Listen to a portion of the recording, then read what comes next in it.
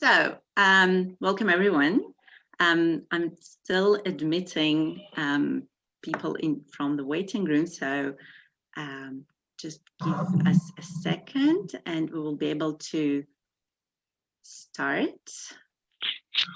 The beauty of technology. Those of you who do not know me, my name is Rabbi Julia and I'm here in Joburg.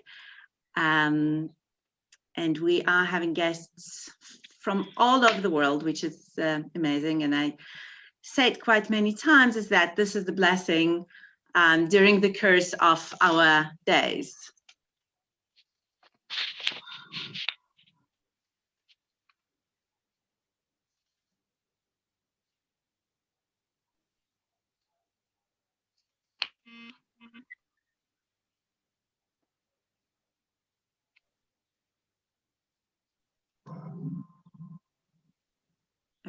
Okay.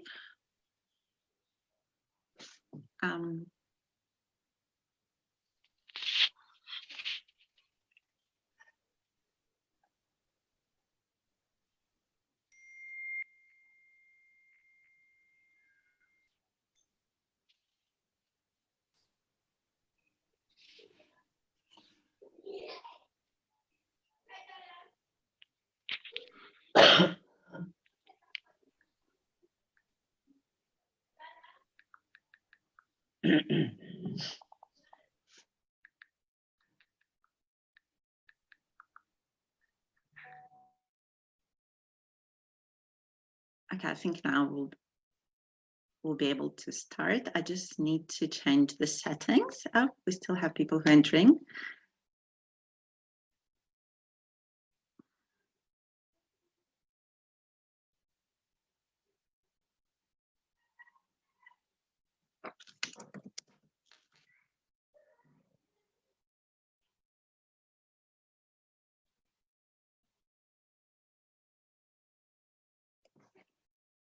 Okay, so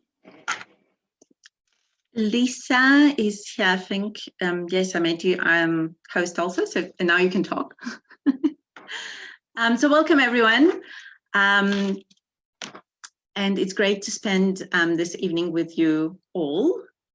And it's my pleasure to also introduce our new chairwoman, Lisa Hack. She's with us here.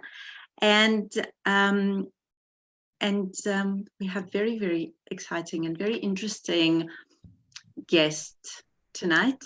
And without any more waiting period of time, it's my pleasure to introduce to all of you Beatrice Weber, and she will tell us tonight her story. Lisa? Hi everybody, welcome. We're really excited to host Beatrice this evening. It's early evening in Joburg. And if you watch Netflix's Unorthodox, Beatrice, I might be speaking out of turn, but lived a parallel life to that. And she's going to tell us all about her life and how it related to the show. And feel free to post your questions in the chat window, say hi, tell us what country you're from, and we hope you enjoy it. Over to Beatrice. Hello, everybody. What a pleasure to be here with all of you. Can you hear me? Yes? You can nod your head so I can hear you. Okay, good. Just want to make sure. Okay, so I'm all the way over in New York. So for me, it's still morning, but it really is a pleasure to be here with all of you. And such an honor to be asked to be here. Thank you, Rabbi Julia, and thank you, Lisa, for hosting me. It's a pleasure.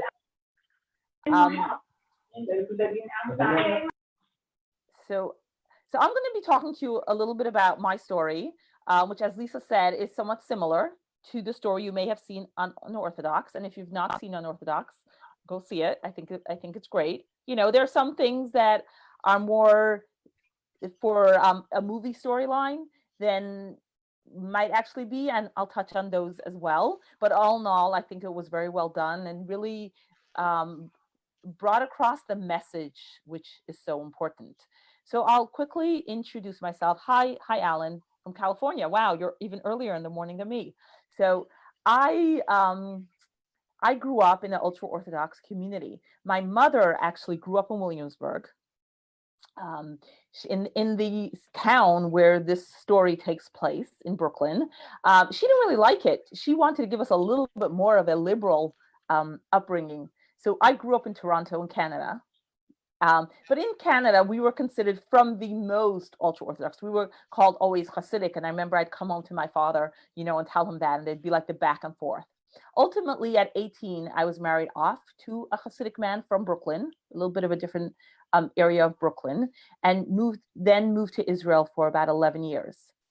And I was supporting him. My parents supported us financially, and I was supporting him he was is a scholar, and learned all those years. During that time, I had 7 children, ultimately having 10 children.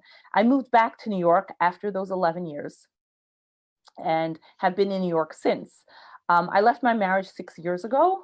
I've written some of my stories where I go into detail on some of these topics. I left my marriage 6 years ago and have meanwhile, gone to college. I have an MBA, Master of Business Administration, and speak about issues related to women's empowerment in the community. I speak about different education issues in the community. If you watched Unorthodox, you may have been surprised. People from New York and their English is heavily accent or non-existent. You may have been surprised to see that that's a reality for many of the children, specifically boys growing up in New York today. So, I advocate on that. Specifically, I have a 7-year-old son, and I filed a lawsuit in September against the Department of Education in New York, because unfortunately they are not upholding the law or enforcing the law and making sure that the children receive the education they need. So these are the kind of things I talk about, and I'm happy to go into more detail in any of these specific areas if anybody has any questions. And hi, Stefan and Mimi from Australia.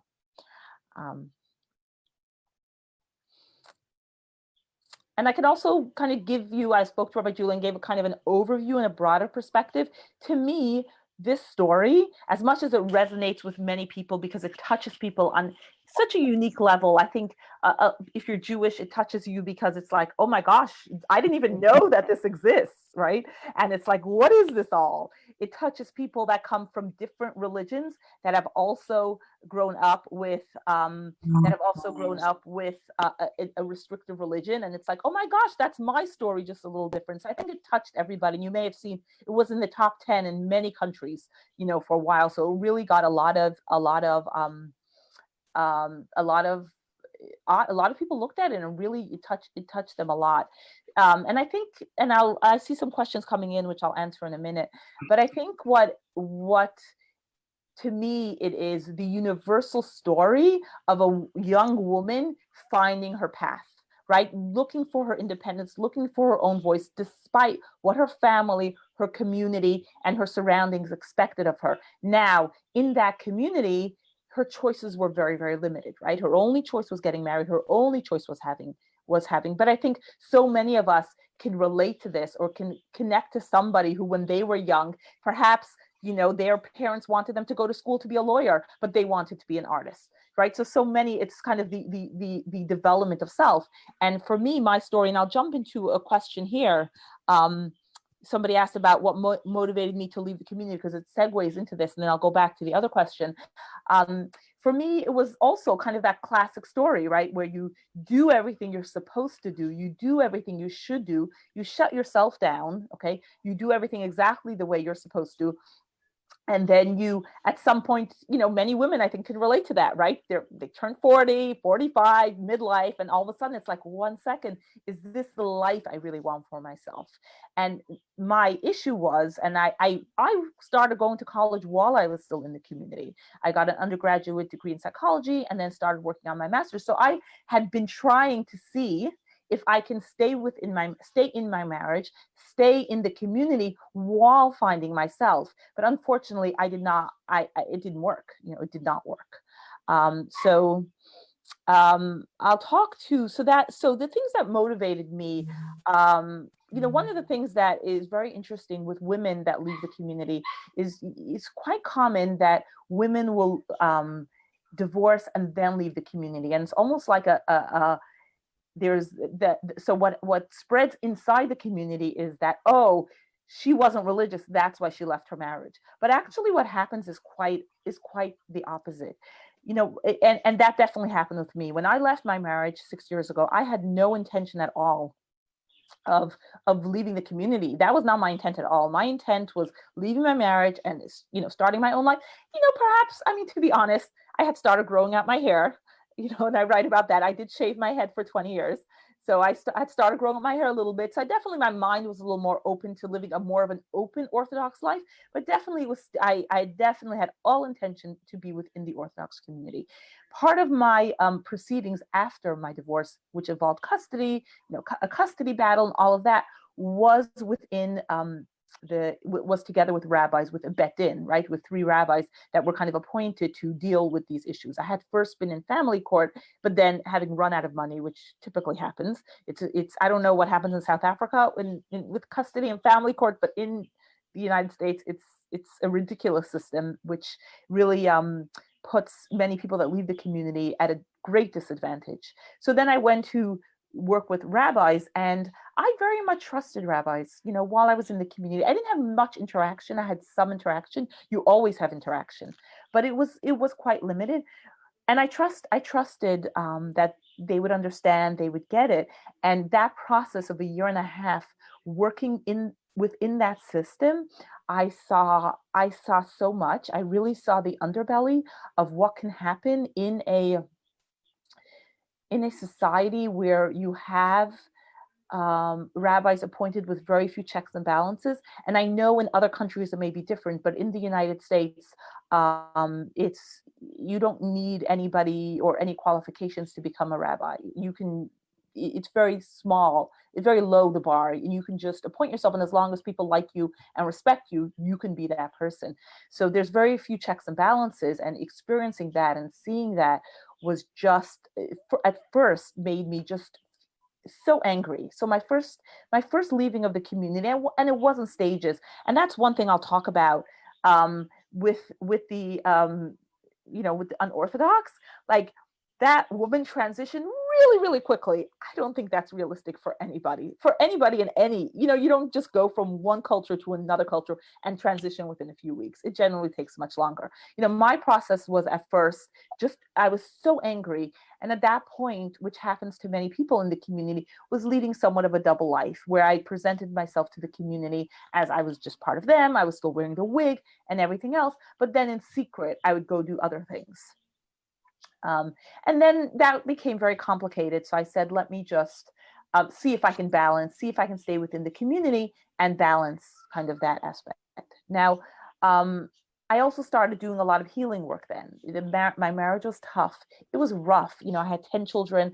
Was 19 when I had my first one. It was really rough, and there was a lot for me to heal from, to get back to myself. And through doing that, I experienced a lot of gentleness, and the contrast between the gentleness that I was kind of filling myself with and the harshness and really very strict rules of the community no longer worked for me. So I would say that kind of summarizes what ultimately made me leave the community. You know, now being out of the community and being able to explore different possibilities has really opened up a whole world for me that I never knew I had. You know, recently my grandmother's yahrzeit was in February, and I laned in a synagogue, you know, in the egalitarian synagogue, which we have many of them here in New York. And for me, that was incredible. For so many years, people think that in the ultra-orthodox communities there's balconies. No, there's no balconies. You pray in a completely separate room. You're in a completely separate space. You know, you're not a participant at all. So for me to be able to take an active role has been such a huge empowerment thing for me. There was another question. A day in my life when I was married. I mean, I think a day in my life was probably very similar to what any busy mother's day was like, you know, and I would say that, you know, the first 15 years of my life were one way, and then of my marriage and my life in my marriage, first 15 years were one way. And then afterwards, I kind of made a little bit of a transition where I was trying to find myself. So, but, you know, I had many children very young. You know, I had my first one, I was 19, another one 11 months later, another one a year and a half later. So I really had very young children. And I was determined to be a good wife and a good mother, and that meant, what a good wife and good mother does, right? Takes care of the children, cooks and cleans. Because I was supporting my husband, right? And making sure he is able to have all the resources he needs to be able to learn. It really was me, me running everything, me doing everything. And I was very proud of myself, that I pulled it off. I was very proud of myself for doing it all and pulling it all off. So there probably isn't much of a difference. I mean, in regards to the day-to-day, no job, no career. I always say nobody ever asked me when I was young what I want to be when I grow up. It was a given. I would get married really young in an arranged marriage and have children. There was no question. Somebody asked a question before that I want to get to. Oh, I got to that question. Okay, consequences. Oh boy. Someone just asked me consequences. Okay. I think the consequences are what keeps a lot of people in the community. It's very scary to leave the community. First of all, while you're in the community, you're really told a story of a very big, bad world out there. A lot of it is probably trauma reaction. The communities that I grew up in, everybody was Holocaust survivors, which as well may be here. So definitely there's a lot of fears of outsiders, but even fear if you're not, I always say if I'd be playing in a park and a non-Jewish child would come to me or somebody that wasn't Orthodox, ultra-Orthodox, right? I just run away. We just knew that anybody on the outside was dangerous, scary. You would never know what could happen. And also we learned that if you leave, the chances of you ending up, a drug addict in jail, poor, not managing are really high. Like everybody that leaves, that's what happens to them. That's the story that's told in the community. So that's very scary. Me even wanting to get divorced, one of my biggest fears was losing my children. One thing that happens, and I don't know if it happens in the rest of the world, but definitely in New York, where the political scene is such that the ultra-Orthodox community has a very strong power in the communities that they live in because of their voting bloc and that they have, and judges are voted in. What happens is that they have a lot of powers. So there's a lot of the judicial system is very much leans towards the Orthodox community, right? So if you leave the Orthodox community, it's always going to be, okay, how will you raise your children? I raise my children Orthodox, I keep a kosher home, I do all the holidays with them, and that's kind of my thing. Despite that, unfortunately, I did, most of my older children, when I left my marriage, were just so upset about it. And so unfortunately, there was a big breakdown in that relationship, in the relationship with my parents. My parents very much supported me staying within my marriage. So definitely that happens. It's not a story. It happens, it happens. And I guess I had reached the point that, truthfully, if I would have known that would happen, I don't know if I would have done it, but I think I had reached the point where I needed, that freedom and that ability to be who I was that important for me, that though I knew there was a risk, I still took it anyway. Yeah.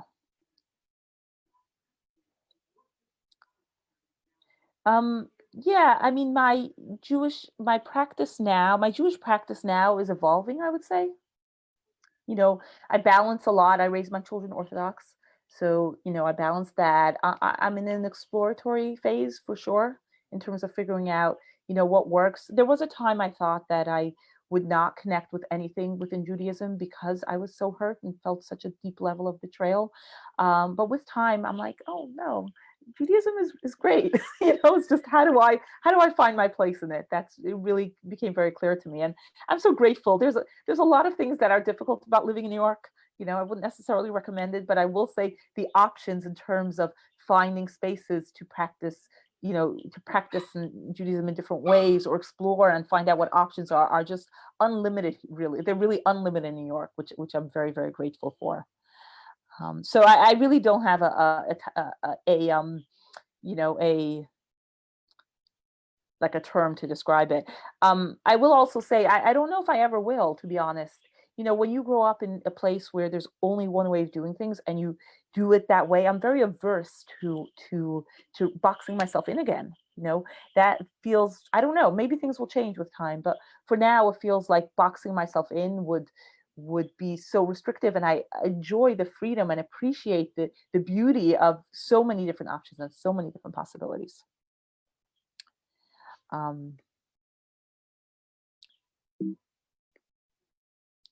So somebody asked a question. I'm a woman who really wanted to be very religious when I was a young girl. I'll read it out loud. This is Maddie from Johannesburg. Much to the heart of my parents. My biggest question relates in many ways to the Hashem will provide as man studies Gemara without working. When you said your parents provided for you, how did that make your parents feel? Was that what they wanted? How did they support a family with 10 children? Was there support from the community as well? It's very interesting. My parents, yes, they very much wanted to support us. My father had gotten wealthy with time, and a very big source of pride within the community is being able to get a son-in-law that's a scholar. Again, this isn't how I grew up, where the community where the protagonist of Unorthodox grew up. That's not that way. In that subsect of the community. I'm sorry. I'm sorry. I'm going to have to interrupt for just a second. Yes. I'm sorry. You can't. Okay.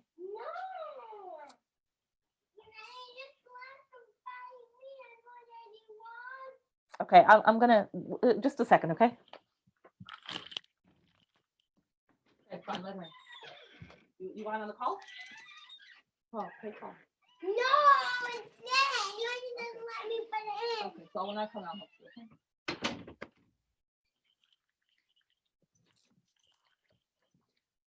Okay, we're all home with children, right? Nobody's in school, so sorry about that. Okay, so yes, that's definitely what my parents wanted to do.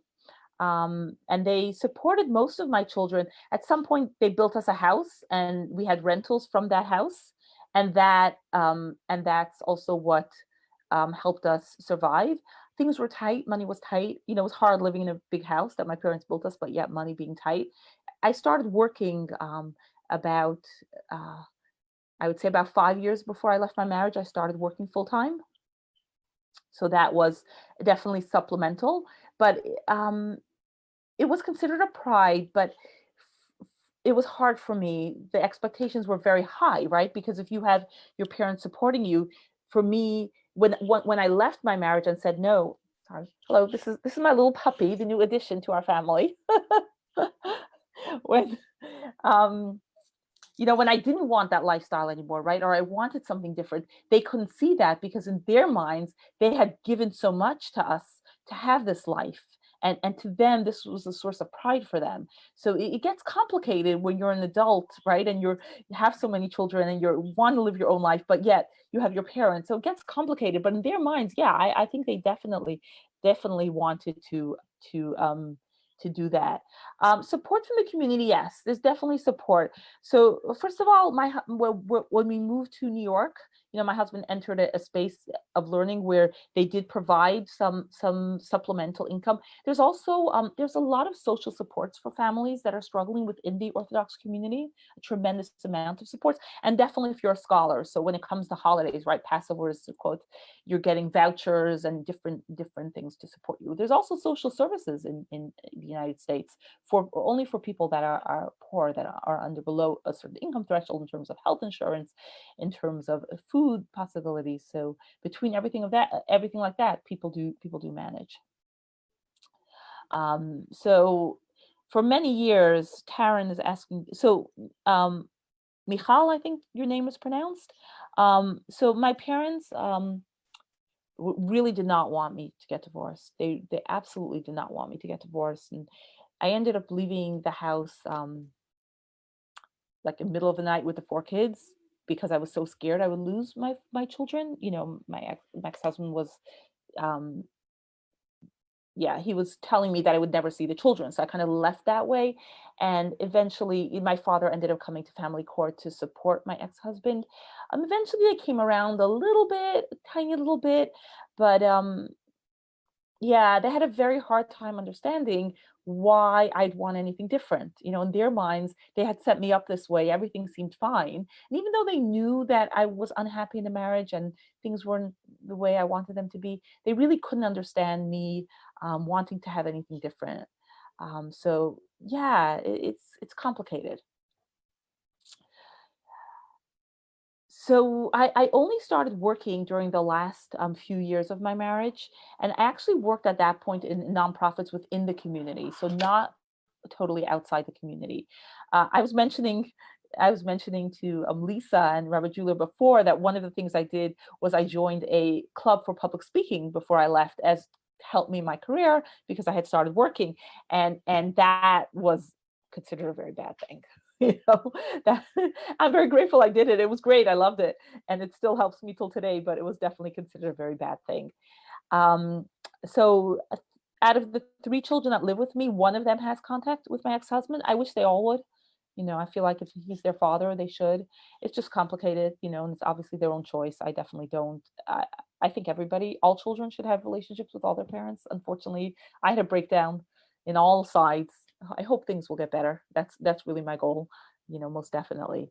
So when I left my marriage, Jessica's asking this question. When I left my marriage, I actually was still very much part of the community, and it was a slow transition for me. So you know, I always say I live in and out, right? I live in the neighborhood, I shop in the stores, and I feel like, you know, I kind of have to because of the way my custody agreement was written up. But at the same time, sometimes you know, I walk through the streets and I'm like, you know what, if one woman looks at me and says, I can also choose my own life, I can also make my own choices, it's worth it. You know, because sometimes it is hard living right where you kind of left, right? And living right in the neighborhood, but being able to say, you know, I may be inspiring somebody. Um, Yeah, so you know, it's interesting that my older daughters, all of them, all of them have some sort of career and some sort of job, and one of them is in college right now. And even though they're still Orthodox in the community, I feel like they definitely, on some level, have gained from seeing me go through this transition and have recognized that they also can have their own voice and their own purpose and their own, which is really exciting for me. Going to scroll down here a little bit. 1 second. Let's see if I can get the scroll button. Okay. Beatrice, it's me, Rabbi Julia. I was just kicked out of Zoom and I got back. And I don't know if I missed this part, but can you just tell us how old are your children? Oh, okay. Thank you. My oldest is 27 and my youngest is 7. Okay.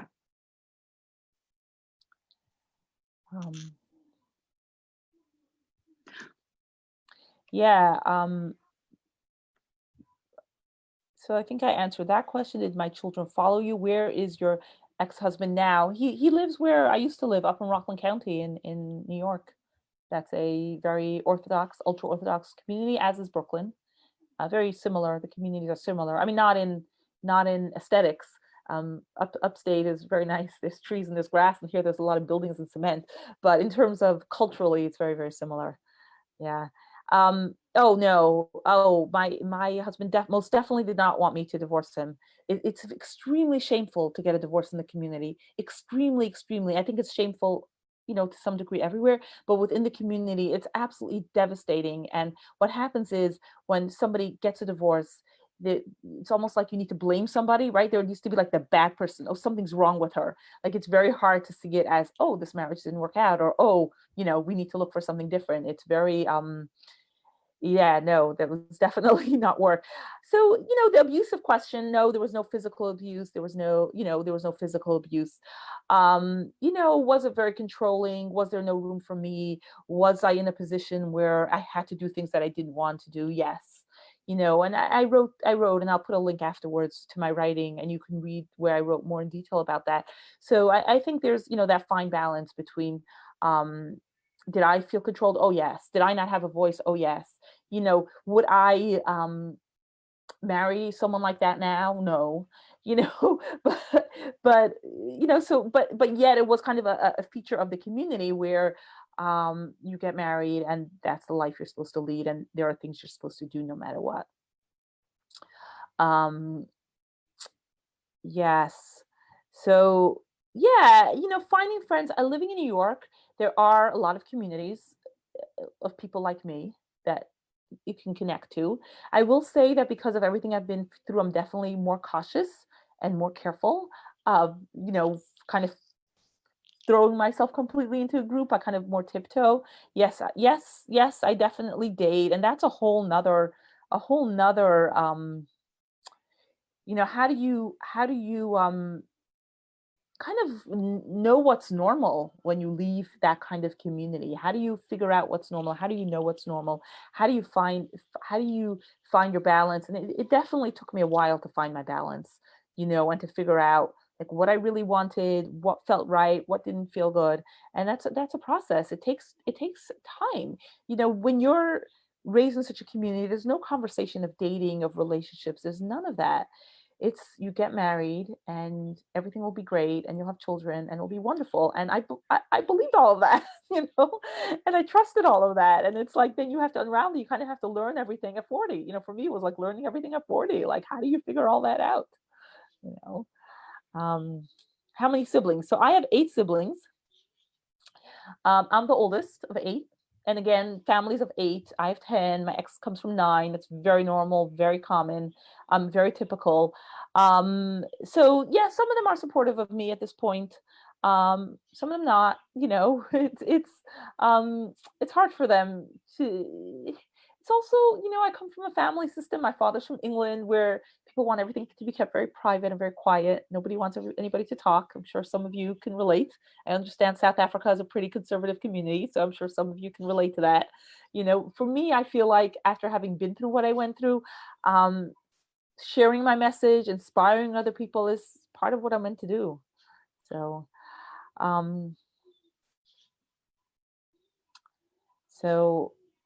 yes, he's remarried. Yes, he remarried. It's interesting because some of the questions that have come up around unorthodox is what happens if a woman can't have children, right? So he actually ended up marrying a woman that, from what I've heard, couldn't have children. So, and she was in her mid-30s, and he has children already. So that's a very, very bright woman. Yeah. Yes, definitely had friends within the community and outside the community. Definitely reached out to people. I began this process, I would say, while I was still in my marriage, let's say a couple of years before my marriage. So by then I was in my high 30s, my 40s. I had already been through a lot. I had already been in therapy. I kind of knew that I needed support, knew that I needed people. So definitely there were people for me to reach out to within and without the community. So that's a good question. Are women in the community happy with their lot? Some are happy for sure. Like in every community, some people are just happy doing what they're told and doing what they're supposed to. They don't think twice about it. Like even now, like some of the things that I went through while I was in the community upset me very much. Like I mentioned before, like the shul thing, or, trying to remember what other things, working very hard before Passover, right? The job is so hard when you're in the ultra-Orthodox community, right? You're cleaning your house literally with a toothpick and a toothbrush. And that is not an exaggeration. That is real, So you're exhausted, right? You have all those kids, but when you're within the community, you don't really think about it. It's just part of what you do. I will say that there is a high level of stress, and I worked in a clinic in Brooklyn till a couple of weeks ago when I was laid off. So, fingers crossed that I find another job quickly. And like definitely the use of medication, anti-anxiety, antidepressant is very, very high amongst women in the community. So I think they are under a considerable amount of stress to cope. By the time I had my 10th child, my daughter had a baby already, right? And as a mother in the community, the expectation is that you take care of your children while they're having marriage. So you have mothers with these large families having children, becoming grandmothers and needing to take, like you take in your child for 6 weeks, that's considered very normal, right? Because you're taking care of your child. And then you're having your own children, and then you're expected to cook these elaborate meals and keep the house clean. So there's a lot of stress on women. And again, a lot of them this is just their way of life. Many people don't think about leaving. I didn't think about leaving for many years. It wasn't a thing. You just do what you're expected to do. Some people do leave younger, and the protagonist in this story left when she was 19, and it does happen. I know people, it happens. My situation was not that. I was considered a very highly desirable match, and when I was 18, and I just followed the route that was designed for me without much thinking about it.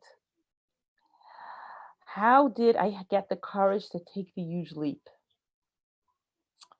I knew that I couldn't do it anymore within the community, or within my marriage, more specifically at that point, and then eventually in the community. And I think for me, it was a deep knowing. It was like a deep knowing inside of me. And once I got in touch with that, kind of things shifted, right? Because my whole life I had been looking outside of me to people outside in the community in terms of what to do, how to do things. And once I got in touch with that deep knowing that I needed something different for myself, it didn't matter as much. But I will say, even when I left, I needed to raise money for court, and I managed to raise money from people within and without the community. So there was always people. There was always people, for sure. So the question about what was completely exaggerated and what was not, and that comes from Michal again. If you can ask me some specific questions, that would be very helpful. Because some things were exaggerated and some things were not.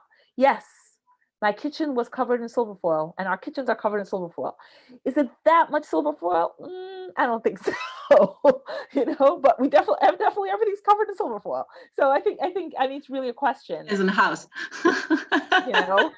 Yeah. So I think it's really a question of like what, and I'm happy to answer a specific question as much as I know, because I think there are different subsects. Some people had a question around the sexual relationships, and I think there was an article actually somebody wrote yesterday, right in the foreword, saying that's a complete exaggeration, that's an absolute untrue. That I was definitely guided to do things that way. It didn't last for all the years, but I know some people have said that that's how they were guided to do, and that's how they always did it. So the fact that somebody came out and said that never happens is not true, that there are people that actually, that is their reality. So, but I don't know if you have any other questions. I don't know. I'm in limited contact with some of my friends. Some of them would be very happy to be friends with me, to be honest. And it's like a balance. How much do I say? How much don't I say? I also moved to a different community, so I don't really see some of my old friends, but I'm in contact with some of them. But do you feel that, I presume that you saw the last question about shaving the hair. Oh, why do women shave their hair off? Yeah. Okay. Because in the movie, I think it was very, very powerful scene. Yes. And as I mentioned to you before, and I presume that many of us know, is the idea of covering the hair. It's not only in Judaism, we know other religion, and when women get married, this is what she does. But I think in the communities that we all being involved, women will cover your hair with a hat or with a sheitel. Why? What do you think about that? Because we privately had a discussion about hair and how precious it is for you, and I understand that now more than ever. So maybe you can just talk about that a bit. Yeah. So I think I wrote this. I think there are 3 reasons why women will shave their hair. So the first one is modesty, right? To make sure like your hair will never be seen, ever. I think there's also a Kabbalistic reason where hair versus facial hair, right? So because Hasidic men also shave all their hair off besides for their side curls, but they grow their beards really long, and some of them don't touch their beards at all, where the hair represents the harshness and the beard represents rachamim, kindness. So that's, I think, the second reason, where it's a Kabbalistic reason, where you can't really argue that, it's kind of just is. And then there's a third reason of, right, they show the mikvah scene, which many of you may have been familiar with before, where there's the issue of your hair being tangled. Okay, so you want to make sure there's no tangles on your hair, right? Because a tangle, if would be a knot in your hair, it would invalidate that immersion, and it wouldn't be a complete immersion. So those would be the three reasons that I was told. I did write about my hair, and I can put a link at the end about where you can find my writing, because my hair for me I have a long history with my hair. So I had short hair. When I got married, I had very short hair. My mother and ex-mother-in-law, they both had very short hair, and always covered their hair. Like, I never saw my mother's hair uncovered. Like, that was not a thing. Or my sisters, after they got married, like, I never saw their hair. Like, I don't think any of them shaved their hair, but like, it just, like, you never saw it. Like, it was not, either they were wearing their full kerchief, right, in the house, or out of the house, or when they dressed up, the sheitel. For me, that wasn't the plan. Like, I was going to do, like, what I saw my mother do, right? She had this short hair, and you put a sheitel on top, and that's it.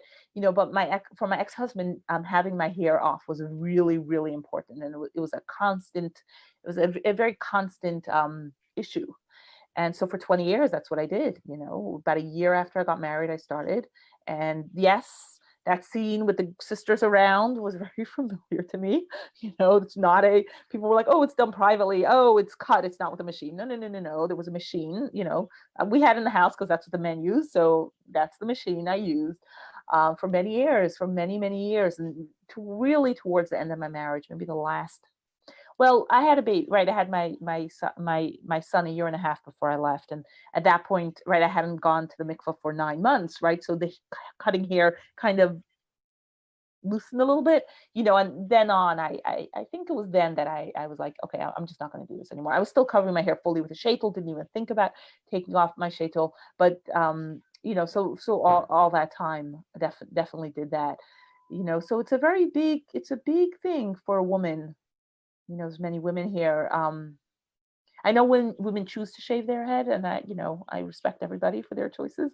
But for me, and later really kind of learning how different cultures, different indigenous cultures, definitely Native Americans, and I don't know, in the countries that you are from, where the hair is considered a very important part of the intuitive knowingness and the kind of this, almost like the for me, it's like spiritual, like the knowingness and the connection with earth, and that ability to be in tune with your own self-awareness. For me, it feels like that very much, that my hair is very much connected with that.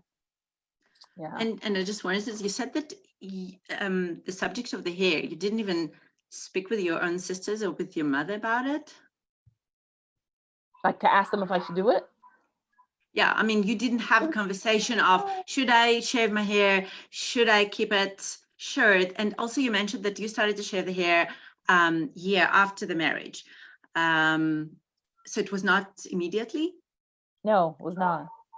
No, it was not. It was not, because I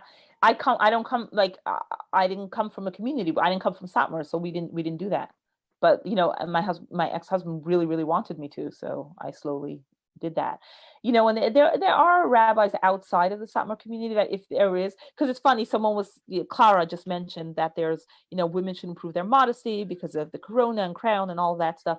So, the idea that, like, a woman doing things in order to improve everything, so there was this one specific rabbi that, if you'd go to him and ask him if you have issues in your marriage or issues going on at home, he'd be like, tell your wife to shave her hair, so there was kind of that going on. So it's actually my sister. I actually asked my sister to help me with cutting my hair, and my marriage was it was delicate, because my parents were very proud of my ex-husband. They were very proud of him, right? He was, a scholar, and he was going to become a rabbi, and he kind of had his the status in the community, which they valued. And again, like I said, they supported me for many years, so they appreciated that very much. At the same time, they kind of knew that maybe I wasn't so happy, but I kind of didn't know what to do with it. So it was always a very touchy kind of thing that we never really spoke about. But my sister was the one that actually I was like, because it was the first time. Afterwards, I learned how to do it myself. It's not that hard. But I think right now a lot of people are learning how to cut their hair on their own, right? Everybody's stuck at home, so that's what I've been hearing. But I learned how to do it on my own. But it was my sister actually that I asked her to do it. Yeah. Okay. No, thank you. I appreciate that. No. And I think every story is so individual, based on the family dynamics, and that's why to me it's like people criticizing this particular unorthodox rite and how it was. I think it was a very specific experience in a very specific community. Some people grow up in very warm families within the community and still leave or don't. And some people grow up in cold families and don't leave. So I think it's very hard to kind of say, oh, that never ever happens, when just because it wasn't your experience.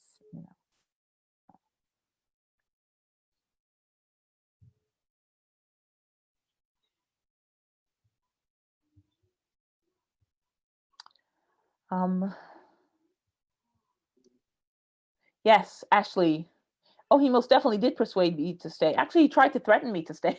And he tried, but at that point, it's kind of reminded me a little bit of kind of the end of Unorthodox, which was not at all. He didn't try to do it by becoming less religious at all, but he tried. He took me out a little bit. We go to a hotel and sit in the lobby, kind of like Shtisel, if any of you watch Shtisel.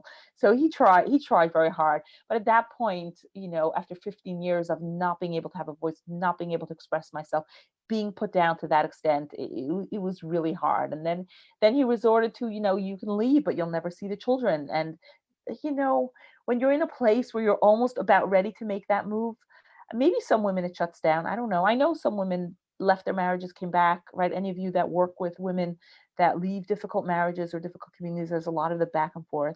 I don't know. I think I have this deep stubbornness that once I decided, and again, it wasn't an easy choice at that point, having 10 children, but I still think it was the right choice. As difficult as it was, and in some ways still is. So I don't know how to pronounce your name. Oh, okay. So we left Israel because we went there for a year or two. So typically in the community I come from, you go there for a very short term and you kind of study and you do all that. And then you come back to the US. That's typically done. People can be more self-sufficient in the US. The wife can work a little in the US. That's how it's typically done. And we just ended there 11 years, I guess, because my parents were still supporting us. He was happy. It was hard. It was hard to live there. It was a foreign country. It took me quite a few years till I learned the language. I've been there twice since then. There is a lot of beauty there. My personal life was quite difficult, having a lot of children. I had 7 children while I lived there. Doing my best to be a good mother or raise them alone mostly, though I had siblings that would come, and live there, and then kind of I'd be the big sister taking care of them. Yeah. So I had actually, I'll answer this question. So I met him 3 times, which is a lot more than the protagonist did. But the way the protagonist met him was very similar to the way though there wasn't all those kids. I don't know where they got all those kids. There was no kids around. I went to my aunt's house to meet him by my aunt's house because I'm the oldest of 8, right? So to avoid having all those kids. But I remember like her mother, so my aunt was there, my uncle was there, my father was there, and my uncle's mother was there. And I remember her questioning me when I came out, of how it was and how it went. So there was 5 months, I believe. 5 months. Yeah. But That's a long time. No, it's very common to have a long. It's common where the protagonist of Unorthodox came from. I think it's sometimes even longer. Yeah, there's a lot of time spent on getting ready. I think where she comes from, she probably did not speak to him throughout that time. You don't speak at all. I did speak once every 2 weeks for about 10 minutes. That was kind of my arrangement. But in some communities, they don't speak at all. They kind of get engaged. It's almost like it used to be, and then they kind of work really hard and put everything together and spend a lot of time and effort on setting up a home and preparing for the wedding. So yeah. Amazing. Yeah. There was a question, I don't know if you saw it. There was a question about, do you feel that your relationship with God changed since you left your marriage in the community? So that's a whole nother conversation. And I'm sure. yeah. Sorry if I'm putting you on spot. Yeah. We can do it another day. Yeah. So I mean, it's definitely changed. I was very religious and very sincere. You know, I was very sincere. I prayed a lot as a kid, prayed a lot as a young married woman, really believed things. You know, I'm writing a piece now about how I used to pray to be a good wife. You know, I was very much, you know, I wasn't someone that I wasn't a not believer. And one of the things that was really hard for me when I left was that feeling of betrayal and that feeling of how will I ever again have a connection, you know, to God, to Hashem? How will I ever have that again after I experienced this kind of betrayal from people that I respected so much? You know, like the rabbis gave my ex-husband custody of all my children, you know, which I had to get back in family court, and I did. But you know, how can one deal with that? I mean, they also, you know, part of kind of to describe part of what I went through, sent me to psychiatrists, right, which also happens commonly, you know, to kind of find me a diagnosis and make me incapable. You know, so there was a lot of that real, very deep betrayal from a rabbi that I had contact with, that I, you know, some of you may know, right? There's the whole process of cleansing before going to the mikvah, and literally showing him my underwear. You know, like I had this relationship, and then to really, just because, and at that point I was religious, just because I wanted my independence to kind of experience that. So there was a lot of a back and forth, really fighting, but yet there was a spirit, and there still is, that's grown so much, of wanting to connect, you know, and knowing that there's something there for me to connect to. So there was a very deep unraveling of really going through a stage where, you know, of like I'm going to get past that fear. I had a lot of fear. I was raised with a lot of fear. There's that, I'm going to do whatever I can to eradicate that fear. And that meant for me even doing things that I was scared to do and that I wasn't comfortable doing, because I had been taught that those were really bad things, but really kind of breaking through that barrier. You know, and one of the steps that I took, and I think I mentioned this to Rabbi Julia, was going to an interfaith, interspiritual school where I learned about all different religions. And I remember when it came to the month, we spent like last year, this was last year, we spent a month about every religion. And the month that we learned about Judaism, like I did that online. I didn't go into class. It was just so hard for me, even though, you know, I know Judaism, right, backwards and inside out. I can tell you on so many levels. Just so hard for me. But really going through that whole process helped me develop my own kind of spiritual connection to, first of all, it was unnameable. I didn't know what it was, and I didn't know how to do it. And then learning about all the religions really gave me a sense like, oh my gosh, like Judaism is really, it's like cool, it's good. And I had experiences of in front of a class of mostly non-Jewish classmates, presenting some of the practices that we do. I hosted a Friday night dinner for my classmates, which again were mostly non-Jewish, and having that opportunity to really show what are the practices that I grew up with and how beautiful they can be and how meaningful they can be has really given me a lot. So it's really, I guess the words I would use now are on my own terms. You know, I have a relationship with Hashem on my own terms and in a way that feels authentic and true to me. Beautiful. I mean, you summarized it beautifully, because I do believe, that's my belief, that we all have our very personal relationship with God. And we work very hard in order to keep it. Yeah. But unfortunately, what happens is in some of these ultra-Orthodox communities, even though you may be told that, that's not really the way it is, because the expectations, and again, for those of you who watched it, that she said, God had too many expectations of me, right? That comment, struck me a lot, because that's the truth. You're told that you have to do X, Y, Z no matter what. That's not necessarily true. You know, because you're so boxed in and because the rules are so restrictive, you really get that sense. I don't know if you caught that, but for me, it was very meaningful, because just as much as I related to the protagonist, I also related a lot to her mother. You know, I also didn't attend all of my children's weddings, and really related in a very Were you Yeah, allowed to really participate frustrated fully in the weddings, or did you not you had to be the way her mom was, like behind the scenes and not to be seen? yes. So one of my daughters got married last May, and she did not invite me, and I did not go. You know, I could have maybe showed up, but I just, you know, if she does not actively want me to be there, the shame and the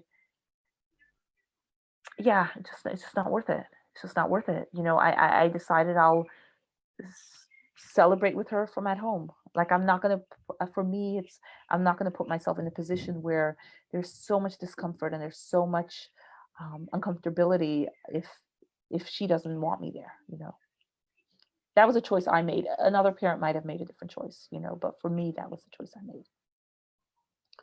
That chose for her. Yeah. Yeah. I'm sorry, I didn't hear you.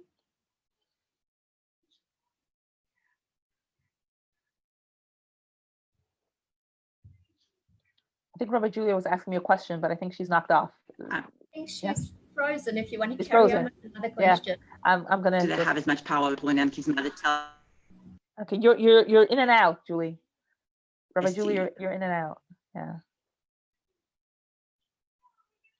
So the way. Okay, I'll continue and I'll answer some questions here. So how is a husband selected in the Orthodox world, and are the husbands, mothers, and sisters as involved in the marriages? So generally, there's a matchmaker. Usually, the matchmaker. Can you hear me? Can you hear me? Yes. Yes. Yes. Yes. Yes. Okay. This online world is weird. So generally, there's a matchmaker. Oftentimes, the matchmaker is a friend or family member. There are some official matchmakers. You know, I was considered a very popular person for a matchmaker because my father was wealthy and all of that. I had the yichus, right? The yichus, the ancestry. I had the right ancestry, right? I had rabbis in my ancestry, so I came from good stock, and my parents had money, so that kind of made me kind of a good match. And so you know, there was a combination of friends, family, or a matchmaker, and that's how you would meet. It would be very rare for you to meet the person personally yourself. Like that's almost unheard of. You know, that would be almost unheard of. Your typical is you have somebody calling up the parents, calling up the other parents, and and arrange for a meeting. Well, telling to get a divorce, absolutely, for sure. That part, yeah. For sure, like your parents telling you to get a divorce would be a big deal. It would be almost as much as my parents telling me not to get a divorce. You know, they're very much involved. It's very much their role to do that. Do they really contact the matchmaker before they even discussed it? I don't know. That might be an exaggeration, but I can't talk to that. I don't know. It's possible it does, when they're so young, and the idea is, oh, he'll find a new person quickly. You know, it's possible, but that might definitely be an exaggeration. But definitely the power that the mother and the parents yield over their children. I mean, my question with the match in this Unorthodox is, she came from very unconventional stock, right? Her mother. She was not like you. She did not have the yuchas, and she didn't have. Right. She didn't have the yichus. Her father was was somebody who nobody wanted to go near to in the community, right? Because he was a drunk and maybe perhaps mentally ill. But there's no conversation about, so why, my question is, why did he marry her?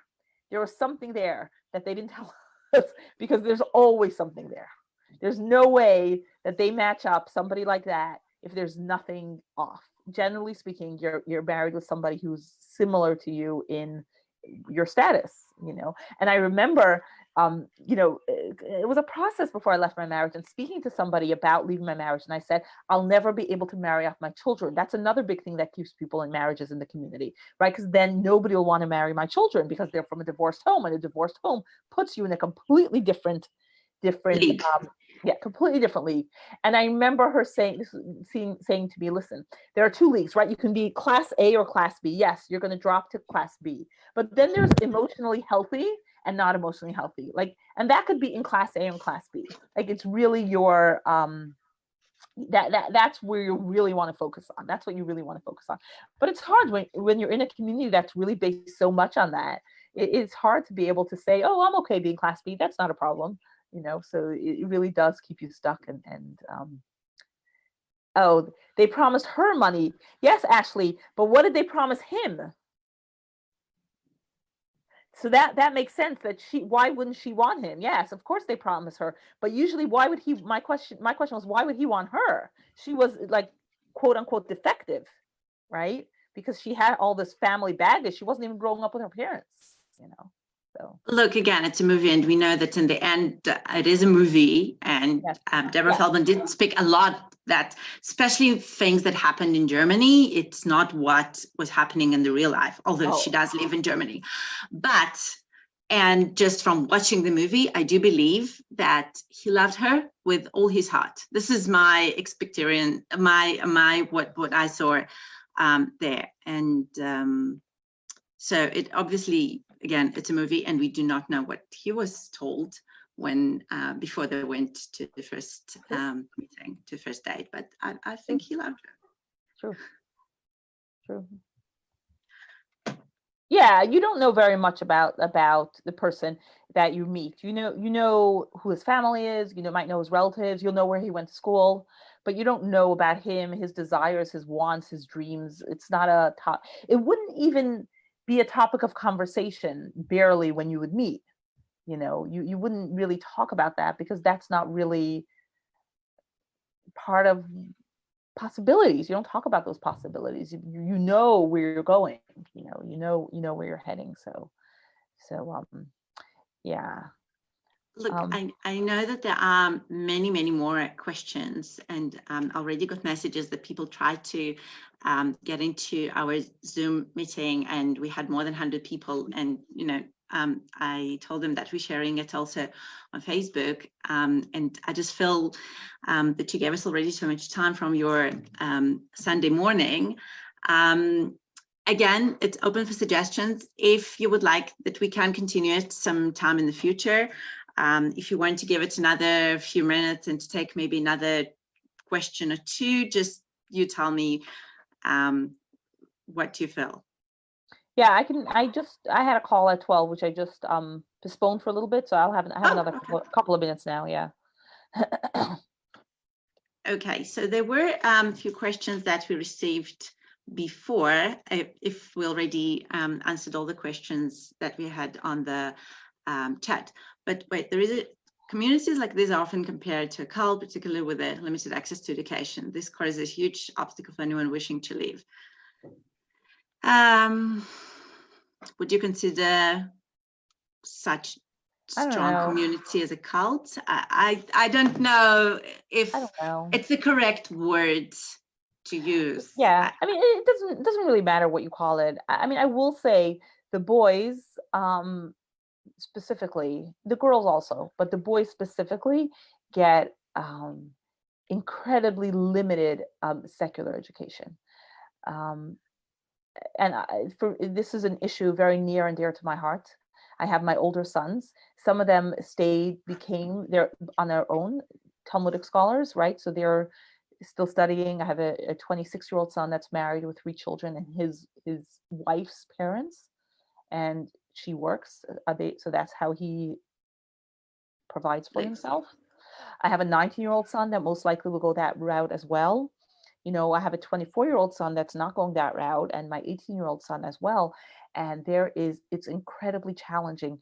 They have a total of, for 5 years, between the ages of 8 and 13, they have a total of up to 6 hours a week of anything related to secular education. So math, English, science, civics, social studies, geography, or any arts, which are non-existent, are in that last hour and a half or hour of the day.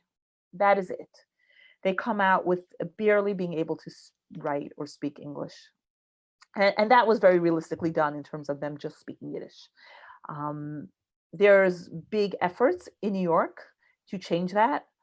There has been an organization started, but as big as the efforts are to change that, bigger are the efforts to stop that from happening. It's difficult. I in September I filed a lawsuit against the Department of Education and my Yes, son's will school. you talk about it a little bit more, because it's very, very interesting. Yeah, so because of my family court arrangement, I need to send my children to Orthodox schools. Now, I had tried to switch my son to a little bit more of a moderate Orthodox school, a Chabad, which some of you may be familiar with that. And it was considered a progressive school where they provide a little more of a secular education. So I thought to do that, but I was stopped, and in family court was ruled that I can't switch him out of the school he is currently in. So my youngest is 7. I've seen what's been going on with my older children. And it's really hard. You talk to I went to speak to the principal, and he's really proud of the education. He talks about, well, I own 2 businesses, but I come here to do this because I'm passionate about this. But in effect, he sends out notes that are not even written, that are misspelled, because he himself never had any education. Any secular education, let's call it that way. Yeah, he never went to high school for secular education. Exactly. They go to school from morning to night. They have really long days, but it's all Judaic studies, mainly Talmud. As they go into their teenage years, it's mainly Talmud. So I really had very little recourse. So what I did was I filed a lawsuit, first of all, against the Department of Education that's supposed to enforce that private schools do provide a equivalent education, they call it.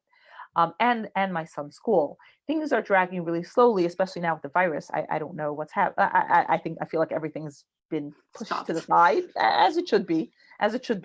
But I hope that they'll get back to it, and then a ruling will be made, and we'll see what happens. And my hope is that things will shift. The more parents speak up.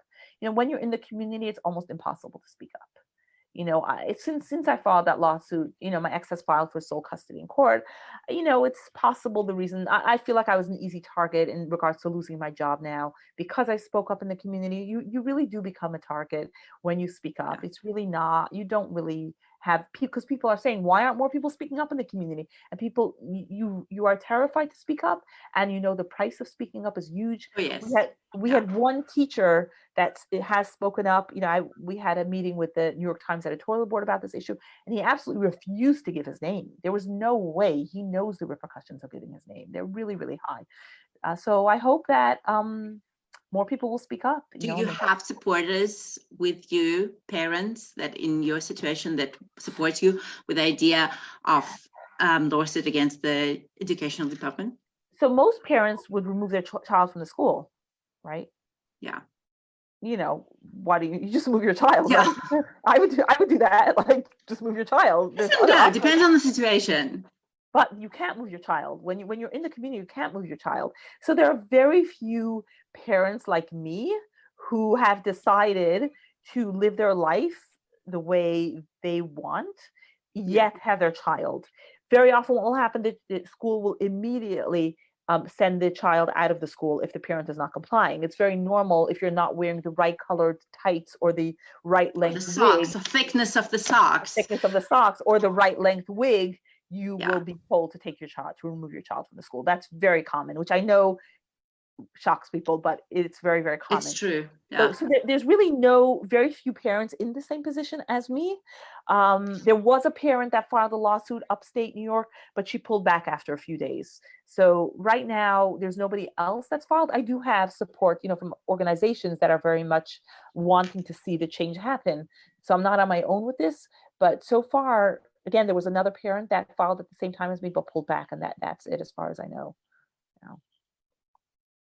I see. Amazing. So people do ask that we will do it sometime more, maybe something that we can talk about. And the big question is, when is your book coming out? Do we know? So I've been writing. So you can put a link. Maybe I'll put a link on Facebook. Should I give you the link? You gave it to me. It's in my. Okay. I mean, it's in our WhatsApp between you and me. But I do have it. I can post it and send it to everyone. Yeah. So you can post that and send that. When book coming out, I don't have a timeline, but I'm working on it. And I'm working on it. I'll keep you posted. Yeah. Of course. But meanwhile, sign up for my reading. You can go to my website. I have a website that I just kind of put up a landing page, so you can sign up there. And when I publish my next article, I'll send it to you. So you can Perfect. do that. And over there, I also have a link to my writing, and it's beatriceweber.com. It's my name as it's here.com. So that's super easy. Okay, no, that's amazing. And again, thank you so much for being with us.